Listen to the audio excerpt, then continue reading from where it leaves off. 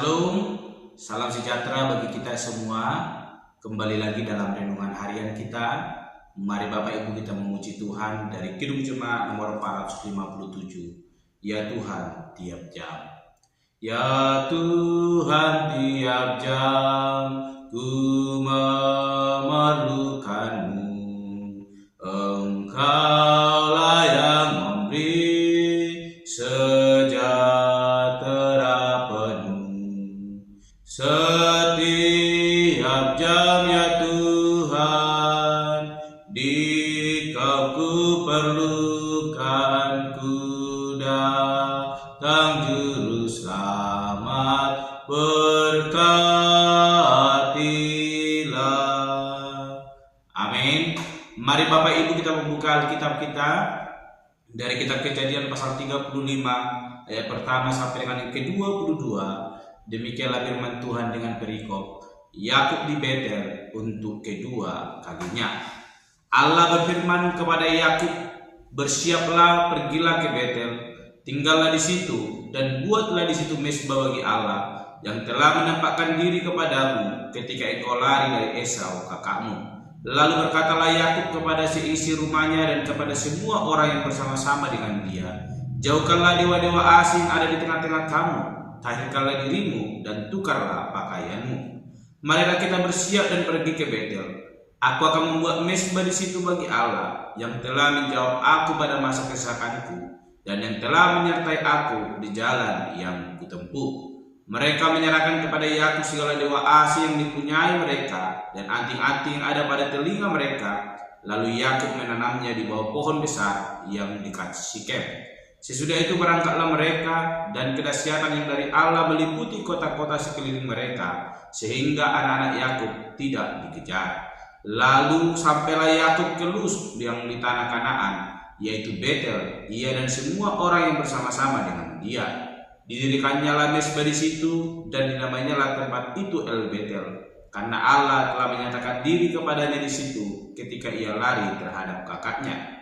Ketika Deborah inang pengasuh Ribka mati, dikuburkanlah ia di sebelah himir Betel di bawah pohon besar yang dinamai orang pohon besar penangisan. Setelah Yakub datang dari padang Aram, maka Allah menampakkan diri pula kepadanya dan memberkati dia. Firman Allah kepadanya, "Namamu Yakub, dan sekarang namamu bukan lagi Yakub, melainkan Israel. Itulah yang akan menjadi namamu."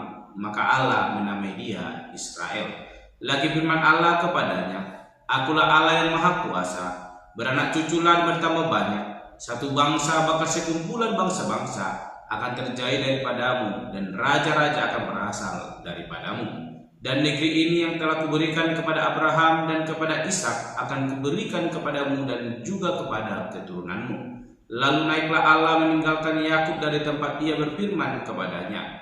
Kemudian Yakub mendirikan tugu di tempat itu, yakni tugu batu. Ia mempersembahkan korban curahan dan menuangkan minyak di atasnya. Yakub menamai tempat di mana Allah telah berfirman kepadanya Betel. Sesudah itu berangkatlah mereka dari Betel. Ketika mereka tidak berapa jauh lagi dari Efrata, bersalinlah Rahel, dan bersalinnya itu sangat sukar, sedang ia sangat suka bersalin. Berkatalah bidan kepadanya, "Janganlah takut, sekali ini pun anak laki-laki yang kau dapat." Dan ketika ia hendak menghembuskan napas, sebab ia mati kemudian, diberikannya nama Ben-Oni kepada anak itu, tetapi ayahnya menamainya Benyamin. Demikianlah Rahel mati, lalu ia dikuburkan di sisi jalan Efrata, yaitu Bethlehem. Yakub mendirikan tugu di atas kuburnya, itulah tugu kubur Rahel sampai sekarang. Sesudah itu berangkatlah Israel, lalu ia memasang kemahnya di seberang Migdal Eder. Ketika Israel diam di negeri itu, terjadilah bahwa Ruben sampai tidur dengan Bilha di ayahnya, dan kedengaranlah hal itu kepada Israel. Adapun anak-anak lelaki Yakub 12 orang jumlahnya. Amin.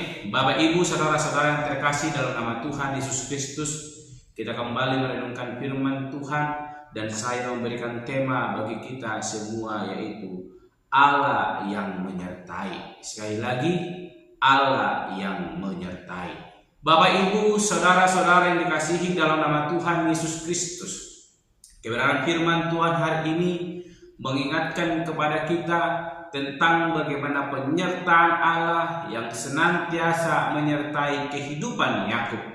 Namun ada hal unik akan kita lihat dalam kiraan firman Tuhan hari ini. Kita mau lihat bagaimana Yakub telah diberkati oleh Tuhan. Dia telah menerima segala janji Allah, sebagaimana Allah menampakkan diri kepada Yakub pertama sekali ketika ia melarikan diri dari kakaknya Esau. Dan pada waktu itu Allah berfirman kepada Yakub bahwa Allah yang akan menyertai dia, yang akan senantiasa memimpin dan melingkupi setiap kehidupannya. Dan itu telah digenapi oleh Allah, dan janji itu ditepati dengan Yakub merasakan kasih karunia yang daripada Allah. Namun kita memperhatikan di tengah-tengah berkat yang diterima oleh Yakub, ternyata Yakub belum sungguh-sungguh hidup di dalam kebenaran firman Tuhan. Dia belum sungguh-sungguh hidup di dalam apa yang Tuhan kehendaki dalam hidupnya, yaitu menjaga kesucian di hadapan Tuhan Allah dan melakukan apa yang Tuhan kehendaki. Kita perhatikan di mana Allah kembali mengingatkan kepada Yakub akan janjinya kepada Allah. Ketika Yakub berkata, ketika Allah memberkati, maka Allah akan menjadi Allahku dan aku akan hidup sesuai dengan kehendaknya. Sehingga akhirnya Allah mengingatkan janji itu kepada Yakub, dan akhirnya Yakub kembali pergi ke Betel yang kedua kalinya untuk boleh menepati segala janjinya. Namun hal demikian menjadi suatu penjelasan penting bagi kita. Perjumpaan Yakub kembali dengan Tuhan membuat segala jalan hidupnya dibaharui. Kita mengetahui bahwa kehidupan Yakub belum sepenuhnya mengikuti kehendak Tuhan. Masih ada ilah-ilah lain di antara keluarga Yakub, baik antara istrinya bahkan juga anak-anaknya. Sehingga pada akhirnya yang kedua, Tuhan berkata kepada Yakub supaya pergi ke Betel, dan Yakub pun pergi dan mengingatkan kepada keluarganya supaya menjauhkan dewa-dewa asing yang ada di tengah-tengah mereka dan mentahirkan diri dan menukar pakaian mereka. Bapak, Ibu, saudara-saudara yang dikasihi nama Tuhan Yesus Kristus, berkat Tuhan senantiasa melingkupi kehidupan Yakub. Sekalipun masih ada cacat celah dalam kehidupan Yakub, masih ada ilah lain yang menguasai kehidupan mereka, tetapi itu bukan menjadi penghalang berkat Tuhan mengalir memenuhi kehidupan Yakub, sebab Allah telah berjanji kepada Yakub dan Allah menepati hal demikian. Dan sebagai bukti kasih Allah terjadi dalam kehidupan Yakub, Allah mengingatkan Yakub, dan Yakub pun menyetujui dan menyanggupi hal demikian, dan ia menyucikan, mentahirkan dirinya bahkan keluarganya, dan pergi sebagaimana perintah Tuhan kepada Yakub untuk pergi ke Betel kedua kalinya, membangun mezbah bagi Allah dan memberikan persembahan kepada Tuhan. Bapak, Ibu, saudara-saudara yang terkasih dalam nama Tuhan Yesus Kristus, tema kita berkata Allah yang menyertai. Benar, Dia adalah Allah yang menyertai. Dia Allah tidak pernah meninggalkan kehidupan kita. Kita mau lihat dari kehidupan Yakub, Allah telah berjanji dan Allah menepati janji itu kepada Yakub, dan Allah senantiasa memberkati kehidupan Yakub. Sekalipun di tengah-tengah kehidupan Yakub masih ada ilah-ilah lain, tetapi itu akan menjadi penghalang bagi Allah untuk memberkati Yakub. Dan ketika berkat itu telah dinikmati oleh Yakub, itu membuat Yakub mengingat janji Allah dan menguduskan dirinya kepada Allah. Bapak, Ibu, saudara-saudara yang terkasih dalam nama Tuhan Yesus Kristus, kita telah menikmati kasih karunia Tuhan. Kita mengalami penebusan sebagai bukti kita telah menikmati kasih Allah. Marilah kita hidup dalam kehendak Allah. Jikalau hari ini hidup kita masih menyimpang daripada jalan Allah, mari kita belajar dari Yakub supaya kita menjauhkan diri daripada berhala-berhala, bahkan mentahirkan diri kita supaya hidup kita semakin layak menikmati kasih karunia Tuhan. Allah yang telah menyertai hidup kita, biarlah kiranya hidup kita senantiasa hidup dalam kehendak Tuhan. Jikalau hari ini kita mendapati hidup kita masih melakukan yang tidak Tuhan kehendaki. Mari kita bertobat, hidup dalam kehendak Allah, maka berkatnya itu akan senantiasa kita nikmati, boleh melingkupi kehidupan kita. Ini menjadi kebenaran firman Tuhan hari ini yang mengingatkan kita supaya kita terus hidup dalam penyertaan Tuhan.